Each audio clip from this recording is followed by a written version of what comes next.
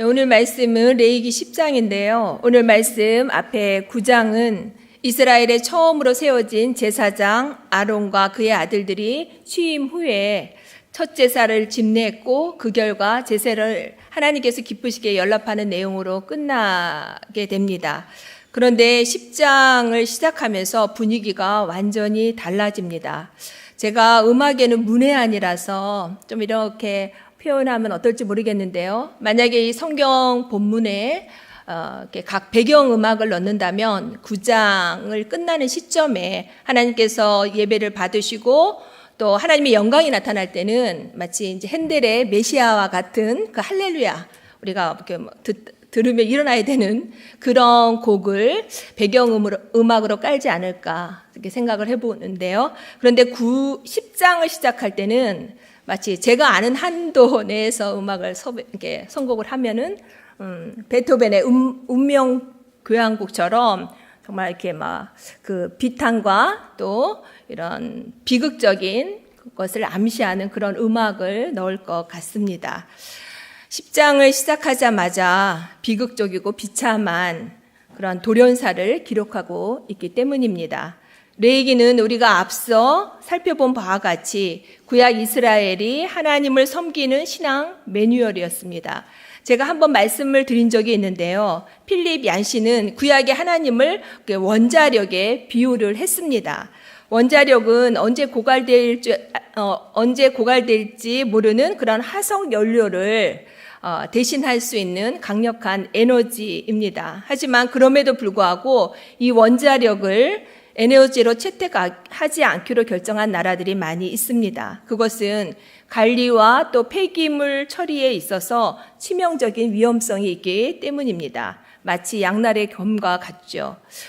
조금이라도 부주의하게 취급하면 참혹한 결과를 가져오는 원자력은 엄격한 매뉴얼에 의해서 관리, 유지가 됩니다. 마찬가지로 구약시대에 안전하게 하나님 앞에 나아가기 위해서는 하나님께서 명하신 방법, 레위기의 매뉴얼대로 준비하고 또 매뉴얼대로 실행을 해야 했습니다.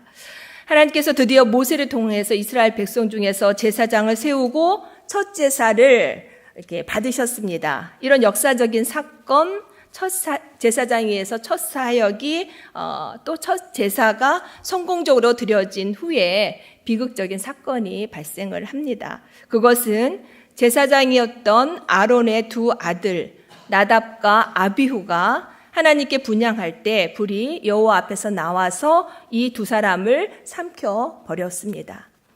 아론에게는 네 아들이 있었는데요. 나답과 아비후는 아론의 장남과 차남입니다. 이스라엘에 처음 세워진 제사장은 그래서 아론의 네 아들, 그래서 제사장이 5명이었는데 첫 번 제사를 드린 후 2명의 제사자가 하나님의 진노로 즉사합니다. 출애굽 당시 이스라엘의 인구는 장정만 60만 명이 넘었죠. 그래서 전부 다 어린아이, 노인, 여성들 이렇게 모두 포함하면 전체 인구는 200만이 넘었습니다. 제사장 5명이 그 많은 이스라엘 백성들의 제사를 감당하며 또 사역할 때에 두 제사장이 죽게 된 것은 굉장히 큰 어려움이 아닐 수 없었습니다. 나답과 아비후에 대해서 민수기 3장과 4절 그리고 역대상 24절 2절을 참고해 보면 그들은 자식이 없이 죽었다고 기록되어 있습니다. 나답과 아비후 사건은 개인으로 보나 또 가문으로 보나 그리고 이스라엘 전체를 볼 때 불행하고 또 안타까운 사건이 아닐 수 없습니다. 하나님은 왜 이렇게 징계하신 것일까요? 성경 속 하나님은 때때로 이렇게 두렵고 알 수 없는 하나님으로 우리에게 다가오기도 하십니다. 아론의 장성한 아들이었고 또 처음 제사장의 한 사람이었던 이 나답과 아비후는 여호와의 불로 징계를 받음으로 실패한 제사장이 되었습니다. 나답과 아비후가 하나님의 심판을 받아 죽은 이유에 대해서 성경은 1, 2절에서 기록하고 있죠. 그것은 여호와께서 명하지 않은 다른 불을 담아 분향했기 때문입니다.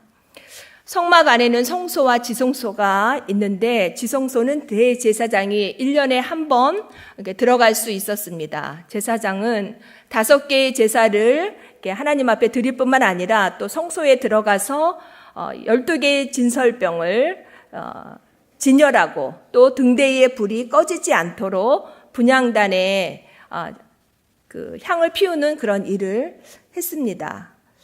그런데 이때 불은 이 분향단에 향을 피우는 일을 할 때는 하나님께서 모세에게 명하신 대로 반드시 번제단에서 불을 가져다가 붙여야 했습니다. 그렇다면 이 번제단의 불은 처음에 어떻게 불이 붙여졌을까요? 번제단의 불은 레위기 9장 24절을 보면 제사를 연락하신 하나님께서 번제단에 불을 붙여주시는 것을 볼 수가 있습니다. 그래서 번제단의 불은 하나님으로부터 온 것이었고 또 하나님께서 주신 거룩한 불이었습니다. 제사장은 하나님이 주신 또 하나님으로부터 시작된 이 번제단의 불이 꺼지지 않고 계속해서 피어져 있도록 불 관리를 잘 해야 했고 또 분향할 때 하나님께서 내리신 이 번제단의 불에서 옮겨다가 분향을 해야 했습니다. 그런데 나답과 아비후는 이 번제단 불이 아닌 다른 불로 분향하다가 화를 당한 것입니다. 성경을 읽으면서 사람들은 도대체 어떻게 해서 나답과 아비후가 하나님이 명하지 않은 다른 불을 사용하는 그런 실수를 저질렀을까 궁금해했습니다.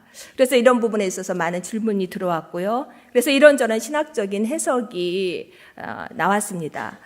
오늘 말씀 9절 이하를 보면 9절 말씀을 보면 제사장이 성막에서 봉사할 때 술을 마시지 말라는 그런 말씀이 있습니다. 이 구절과 관련해서 유대인 신학자들이나 또는 어떤 학자들은 나답과 아비후가 술에 취한 상태에서 분향을 했다. 그래서 매뉴얼을 잊어버렸거나 아니면 판단이 흐려져서 방지하게 분향했기 때문에 이러한 화를 당했다라고 주장하기도 합니다.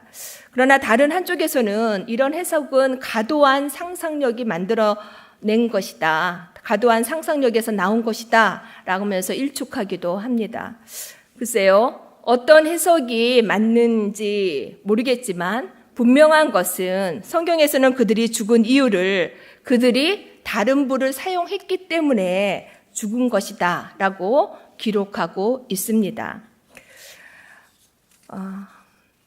어떠한 이유에서 나답과 아비후가 그렇게 행동을 했는지 아마 본인들에게도 타당한 이유가 있겠고 또 자신들의 실수와 또 이렇게 행동에 대해서 소명할 기회가 주어진다면 그 실수를 인정하고 또 용서를 구하든지 아니면 해명을 할 것입니다. 그러나 성경 속 나답과 아비후는 하나님의 명령을 경홀히 여기고 또 하나님의 말씀에 불순종했고 또 레위기의 매뉴얼과는 다르게 자신의 판단과 의견대로 분향을 했고 또 심판을 받았습니다. 나답과 아비후는 제사가 중요하니까 제사만 정신을 똑바로 차리고 또 집중해서 하나님 말씀대로 드리면 되지 아마 분향하는 것까지 철저하게 지시대로 할 필요가 있을까라고 생각했을지도 모르겠습니다. 이래도 되지 뭐 꼭 그렇게 해야 되나? 내 생각에는 이것은 아닌 것 같은데 만약에 나답과 아비후가 이렇게 생각했다면 이것은 일종의 종교 편의주의입니다. 종교 편의주의는 예배나 사역의 자세, 믿음 생활에 있어서 하나님의 말씀보다 더 합리적이고 좋은 것이 있다면 인간의 편의에 의해서 얼마든지 개정하고 또 약식화할 수 있다는 생각에서 출발합니다. 그러나 제사는 성공적으로 드려졌지만 다른 불을 드린 그 결과는 비극적이었고 또 엄청난 재앙이었습니다. 하나님의 말씀대로 100% 순종하는 데 실패한 나답과 아비후는 하나님의 응답을 받기는커녕 하나님의 진노를 받아 즉사했습니다. 9장 끝부분 하나님의 불이 동물 제물들을 불사르며 제사를 받으시는 모습이 이렇게 기록되어 있는데요. 그러나 10장 1, 2절에서는 그 불이 제물이 아니라, 동물 제물이 아니라 바로 사람, 아닥과 아비후를 불살르는 그런 끔찍하고도 두려운 광경을 보여주고 있습니다. 하나님의 영광, 거룩이 하나님께서 요구하시는 대로 그 조건에 100% 맞지 않을 때 그것이 얼마나 큰 위기이고 또 두려움이고 재앙인지를 잘 보여주고 있습니다. 지금으로부터 29년 전인 1986년, 여러분들 기억하실지 모르겠습니다. 미국의 우주 왕복선 챌린저호가 발사한 지 73초 만에 공중 폭발하고 또 탑승했던 승무원 7명 전원이 사망하는 사건이 있었습니다. 이때 특별히 민간인이 탑승하고 있어서 이 발사의 모습이 이제 전 세계적으로 생중계되었는데요. 본의 아니게 우주 시대를 열어가는 그런 감격적인 순간을 생중계하려고 했는데 본의 아니게 폭발과 죽음을 생중계하는 그런 공포와 비극의 그러한 사건이 있었습니다. 이 챌린저 후에 폭발 원인에 대해서 나사가 공식적인 그러한 발표를 했는데 의외의 것이었고 우리가 생각하기에 아주 사소한 것이었습니다. 챌린저호가 폭발한 원인은 바로 연료 밸브를 연결하는 고무 패킹이 추운 날씨로 인해서 제대로 기능을 하지 못했기 때문이었고 패킹의 그런 결함으로 인해서 이 우주선이 폭발한 것입니다. 우주선의 수많은 부품과 프로그램이 제 기능을 다하고 제대로 작동했음에도 불구하고 이 작은 고무 패킹의 결함으로 우주선 발사는 실패하고 말았습니다. 마찬가지입니다. 제사는 성공적으로 드려졌다 할지라도 분향이나 또 진설병을 만들어 진열해 놓을 때 그리고 번제단의 죄를 치우거나 또 제물의 배설물을 치우는 것과 같은 우리가 생각하기에 덜 중요해 보이는 그러한 일이라고 할지라도 하나님께서 정해놓은 룰대로 매뉴얼대로 하지 않으면 그것은 온전한 것이 되지 못하고 하나님께서 받으시지 않습니다. 두 실패한 제사장을 통해 온 이스라엘이 깨닫게 된 것은 하나님의 성소 안에서는 아주 작은 것이라고 할지라도 하나님의 말씀에 불순종하면 죽을 수 있다는 것, 죽는다는 것이었습니다. 이것은 마치 병원의 수술실이나 또는 비행 간제탑 혹은 원자력 발전소 안에 작은 실수가 큰 재앙으로 이어지고 또 나타나는 것과 같습니다.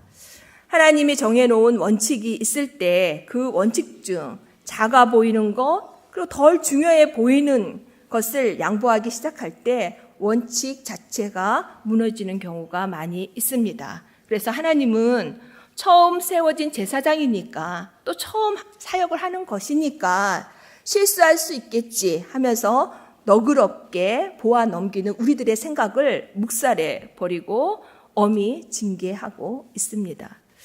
나답과 아비후가 죽은 것은 하나님의 말씀에 불순종했기 때문입니다. 이것은 에덴 동산의 선악과 사건과 같은 맥락입니다. 에덴 동산에 많은 가실나무가 있었고 모든 것을 먹을 수 있었습니다. 하지만 동산 중앙에 있는 선악을 알게 하는 나무의 열매는 따먹지 말아라. 이것은 하나님의 말씀이셨죠. 명령이었습니다. 선악과 사건은 아담과 하와가 열매 하나 따먹은 그것이 문제가 아니라 하나님의 말씀에 하나님의 뜻에 순종하지 아니하면 죽는다는 것, 그리고 이것은 하나님 뜻에 순종하느냐 아니면 불순종하느냐 하는 그런 하나님 권위에 대한 그 순종의 문제였습니다. 오늘 본문을 통해 얻는 영적 교훈은 하나님을 섬길 때 처음부터 끝까지 모두 하나님의 명령대로 진행되어야 한다는 것입니다. 하나님을 섬기는 방법에 있어서 사람의 생각은 중요하지 않습니다. 그것이 들어갈 여지가 없습니다. 사람의 생각대로 하는 것은 불순종입니다. 오늘날 많은 사람들이 주님을 섬긴다고 하면서 각기 다른 부를 드리는 경우가 많이 있습니다. 하나님의 일에는 하나님의 방법과 또 하나님의 원칙이 있습니다. 다만 우리는 명하신 대로 순종하겠습니다 라고 하면 됩니다. 하나님의 말씀에 순종하는 것 외에 더하거나 혹은 임의대로 빼거나 축소시킬 것은 없습니다. 하나님의 말씀에는 지름길이나 편법이 없습니다. 하나님은 그 절에서 나답과 아비후 죽음을 통해 아론을 비롯한 모든 제사장들이 성소에 들어갈 때 제사장으로서 금해야 할 그 일들을 가르쳐 주십니다. 아론은 두 아들을 잃었고 그리고 이스라엘은 소중하고 존귀한 제사장 두 사람을 잇는 뼈아픈 사건을 통해서 큰 교훈을 얻게 됩니다. 오늘 말씀을 통해서 얻는 또 다른 교훈은 제사장으로서의 책임과 중요성입니다. 우리 각 가정에 수돗물이 있죠. 수도가 들어와 있죠. 꼭지만 틀면 물이 나옵니다. 그 수돗물의 시작은 수원지입니다. 수원지의 물이 아무리 깨끗한 1급수 청정수라 할지라도 각 가정으로 연결되는 수도관이 녹슬거나 또 오염되었다면, 파손되었다면 수원지에서 아무리 깨끗한 물을 흘러보내도 각 가정에 오염된 수돗물이 들어오게 됩니다. 제사장은 영적 수원지가 되는 하나님의 은혜와 복을 우리 각 심령에게 연결해주는 영적 파이프, 통로입니다.